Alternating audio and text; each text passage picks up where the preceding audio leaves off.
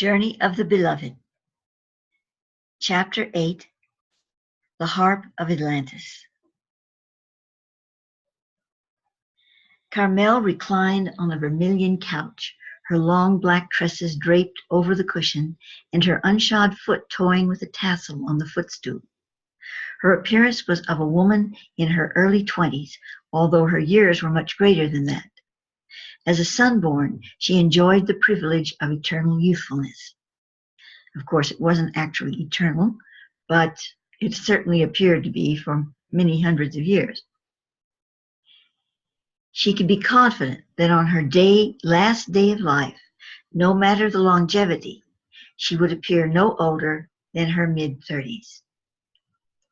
The youthful woman drew back her head and erupted in a delighted peal of laughter.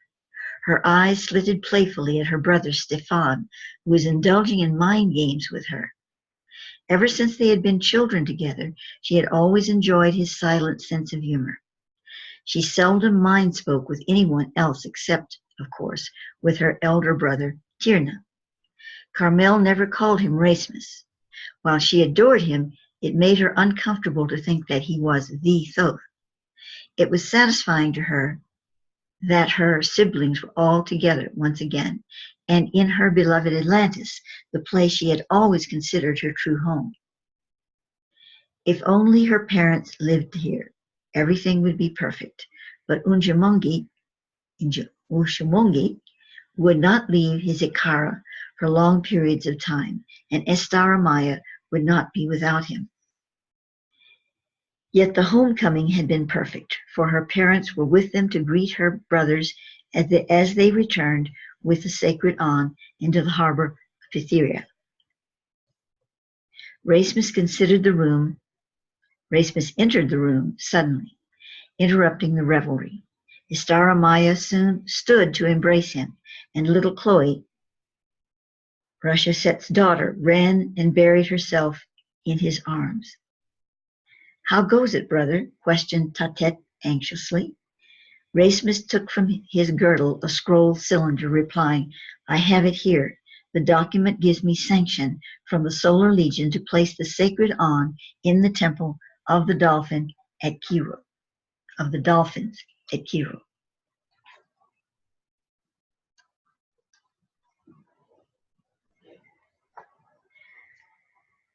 Rashashet frowned. He was a blond giant of a man with a slight beard and hawk-like light blue eyes.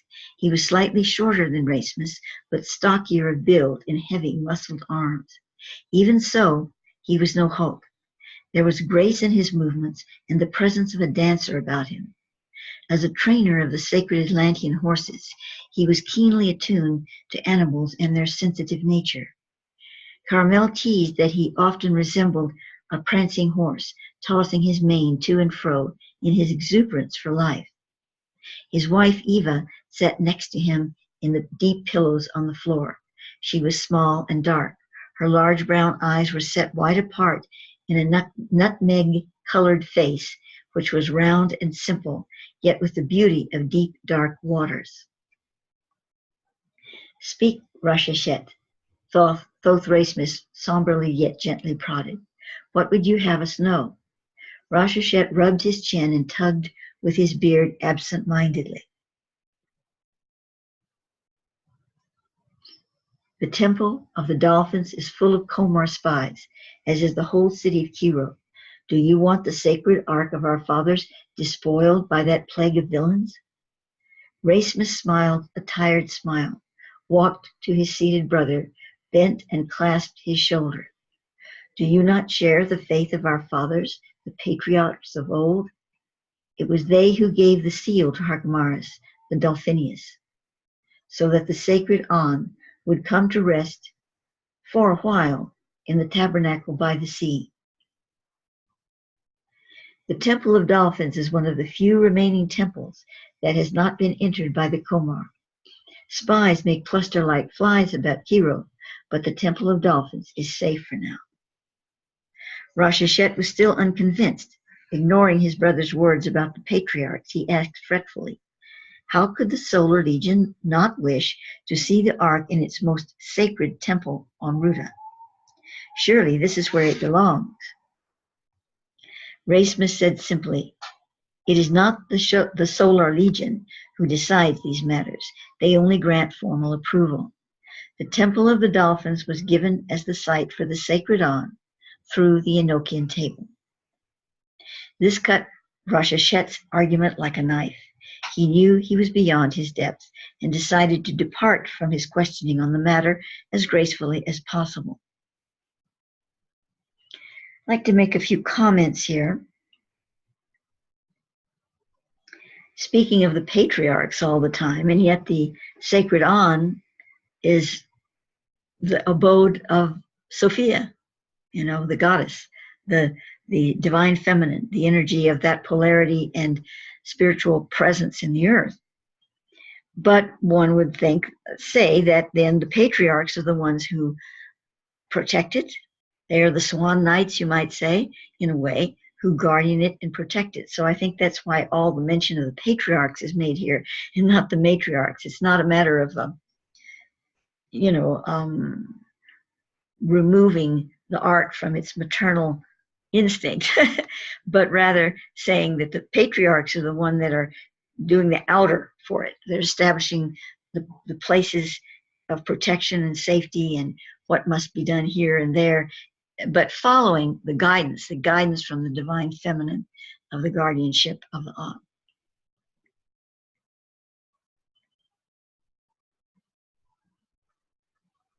Seems there was something else I wanted to mention here, but I don't see it, so I'm going to continue. The Comer were also known as the Black Magicians. They were like mice nibbling bit by bit into the religious and governmental stations of Atlantis.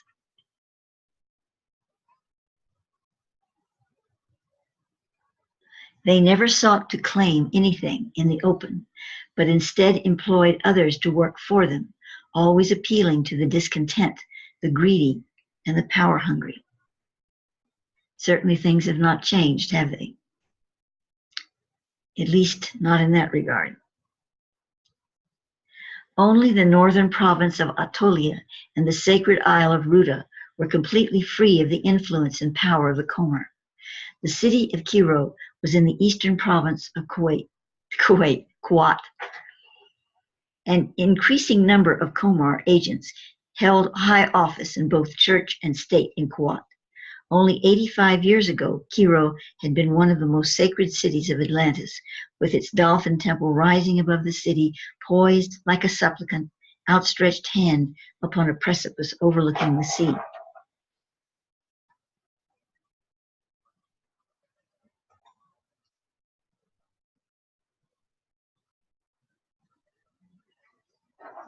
Now, although KYI'RA was still as beautiful to the eye underneath its dazzling reflection, swam creatures of the night. Rashashet was not being unreasonable to question the wisdom of placing such a sacred object in the fallen city. Yet he did not understand the truth of the matter, and the Thoth chose not to tell him, for he was not yet ready to comprehend it. It was a holy tool, that which, when set upon and within certain points of the earth, would create a resonance with the God field, cleansing and empowering the grid of the planet. Thus, to place it in the midst of darkness was to set a lighted candle therein.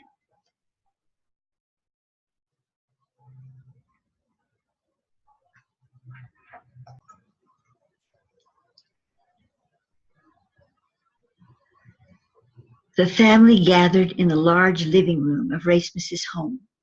This house had been at one time the dwelling of Thoth, afterward being placed in the guardianship of Cathspar, a high priest of the old region, as Lemurian spiritual teachings were called. Cathspar held the house in trust for the return of the Thoth. The dwelling of Thoth was built on the island of Athsia, in the inland sea. No one dwelt on Athsia but the Thoth, his principals and caretakers. The members of Raset Ankara were welcome to reside there at any time, and some did, while others chose separate locales on the greater islands. He called his home the Harp because of the many wind passages built within it that caused it to sound like the melodious plucked strings of an Atlantean harp. The house rested upon the earth like a serpent uncoiling in the sun. The building was circular, as were most Atlantean homes. It sat atop a gently sloping hill overlooking the inland sea. It was surrounded by gardens and landscaped very naturally, with small fountains and terraced waterfalls. All was more fairy-like than grand. Set upon the top of the house was a room, large and open to the sunlight, with shutters that could be closed in inclement weather. This was Raismes' place of retreat. There were rooms more aligned to the sacred in his home than this one, but it was in this place where he could find integration with his human self. He called it the Gulls Nest.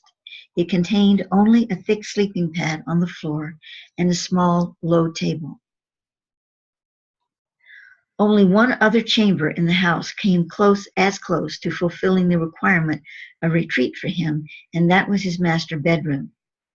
It was constructed with a large bay window, allowing a view into an alcove of large pingaya trees, ancient relatives of the yew. The whole presence of this room bespoke nurturing and burrowing into the sweet scents and sounds of the earth. Raismes would often leave his windows open, and chipmunks, squirrels, and even small garter snakes would crawl into his room, often accompanied by a hummingbird or a congy, a small red and green bird with a shrill call. Raismes loved nature's blessed, as he referred to them, and they were always welcome in his abode. On one wall of his bedroom was a large and beautifully crafted map of the world. There was a small altar with a statue of Dajada, the Tungji goddess of high places. Also, there was the small golden ankh gifted him as a boy by the Egyptian priest Ponja, and a silken white scarf his mother had given to him that had been blessed by the angel Matriel. There was an assortment of tiny birds' eggs and several crystals lying scattered on the altar. In their midst was a necklace, a necklace. I've lost a page, so just hold for a moment. I'll be right back. Okay. There was a necklace of polished star ray stones, those rare blue-green crystals that had come from the stars and sunk deep into the ocean, guardianed by the dolphins near the Isle of the White Dolphin. Despite its treasures, this was not the altar of a master illuminary, but an array of what was sacred to the heart of KYI'RA. The innermost room of the dwelling was large, with a sunken center containing a pit fireplace. The floors were natural redwood, imported from what is now North America.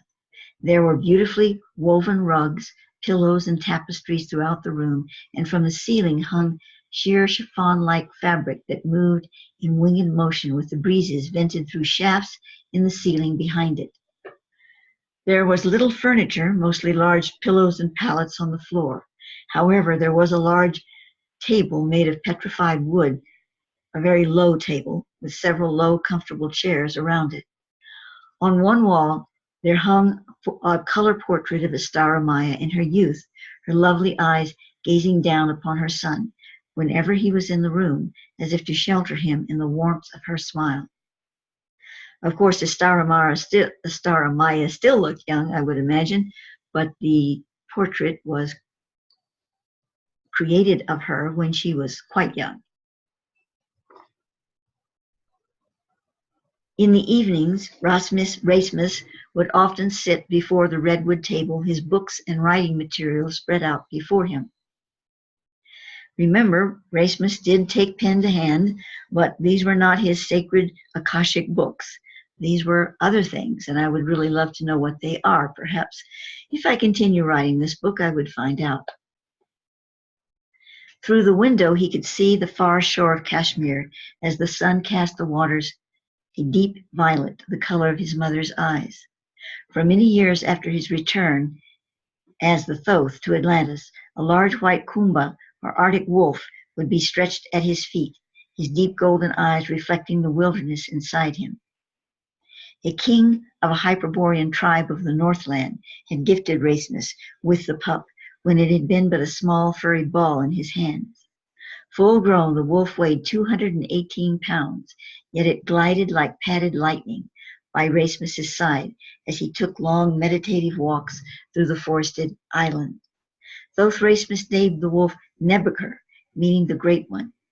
It was Nebuchar who would lead him to Letta, whom he would marry after the completion of his second home in Egypt. But that is another story, a story I have yet to write. As Thoth Raismes walked with Nebuchar in solitude upon the spiny ridge of the Isle of Osthia and gazed out over the inland sea, he felt very much alone.